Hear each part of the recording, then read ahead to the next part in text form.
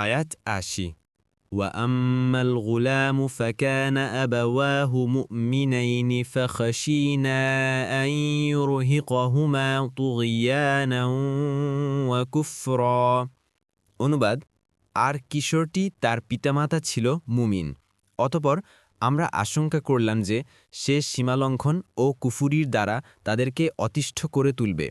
১ নং ফুটনোটের বিবরণ হাদিসে এসেছে যে বালককে খাদির আলাইহিসসালাম হত্যা করেছিলেন সে কাফের হিসেবে লেখা হয়েছিল যদি বড় হওয়ার সুযোগ পেত তবে পিতামাতাকে কুফুরি ও সীমালঙ্ঘনের মাধ্যমে কষ্ট দিয়ে ছাড়ত আয়াত ৮১ فأردنا أن يبدلهما ربهما خيرا منه زكاة وأقرب رحما অনুবাদ তাই আমরা চাইলাম যে তাদের রব যেন তাদেরকে তার পরিবর্তে এক সন্তান দান করেন যে হবে পবিত্রতায় উত্তম ও দয়ামায়ায় ঘনিষ্ঠতর